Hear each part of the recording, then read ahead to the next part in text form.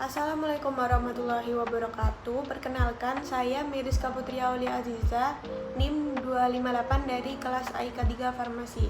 Di sini saya akan menyampaikan dua topik terkait tugas AIK. Yang pertama, saya akan membahas kontribusi Muhammadiyah untuk umat dan bangsa di era ini. Yang mana Muhammadiyah itu baru kemarin genap berusia 108 tahun. Kehadiran Muhammadiyah yang dirintis oleh Kyai Haji Ahmad Dahlan sebagai gerakan dakwah dan tasdid merubah keadaan masyarakat dari yang terjajah menjadi ikut merdeka, dari terbelakang menjadi bangsa yang terdidik, dari masyarakat yang secara ekonomi tertinggal pelan-pelan menjadi masyarakat yang mampu mencukupi. Jadi Muhammadiyah itu sudah banyak berperan penting untuk bangsa dan negara. Muhammadiyah telah mempelopori alam pemikiran maju yang lahir dari kepemahaman kembali pada Al-Quran dan Sunnah serta ijtihad. Muhammadiyah juga tidak bisa dikatakan sebagai lembaga keagamaan saja karena misi Muhammadiyah bukan sebatas berdakwah saja, tapi juga ada di bidang pendidikan, gerakan sosial, gerakan keumatan, dan kenegaraan. Di antara sekian banyak kontribusi Muhammadiyah yang paling menonjol itu adalah di bidang pendidikan. Kyai Haji Ahmad Dahlan sendiri meyakini dengan pendidikan masyarakat dapat bangkit. Bahkan untuk merealisasikan cita-citanya, beliau merombak rumah tamu rumahnya menjadi kelas. Beliau mulai dengan 8 siswa. Sistem pendidikannya sempat dianggap kafir karena menggunakan kursi dan meja. Dan sampailah Muhammadiyah telah menjadi peletak dasar pendidikan Islam modern saat ini.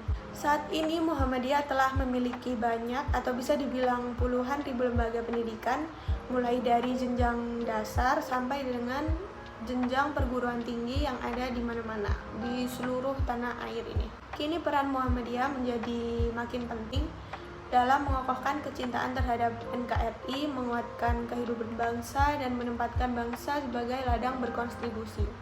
Apalagi di masa pandemi ini, dengan segala kemampuan yang ada, Muhammadiyah sudah membantu dan berkontribusi untuk menyelesaikan masalah negeri, sehingga kita bisa kembali hidup normal.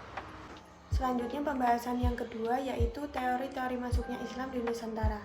Ada 3 teori mengenai masuknya Islam di Nusantara. Yang pertama, teori Gujarat.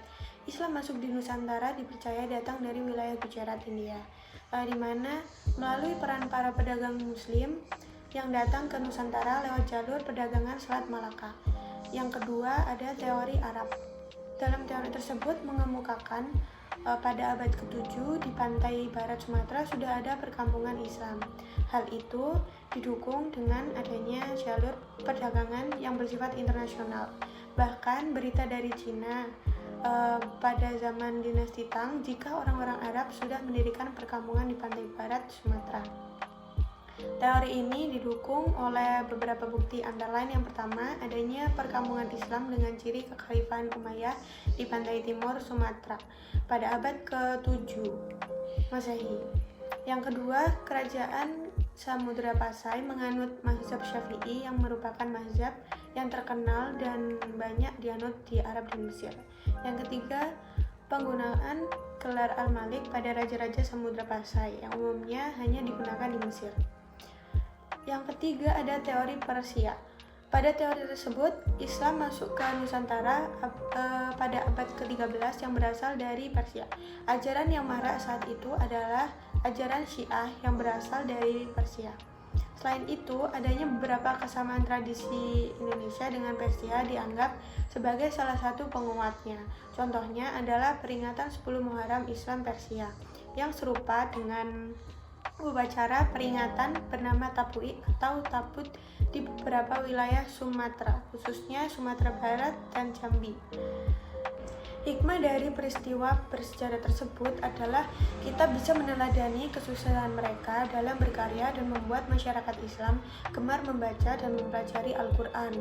Lalu mengajarkan tentang Islam harus dengan keramahan dan bijaksana serta membiasakan masyarakat Islam bersikap konsisten.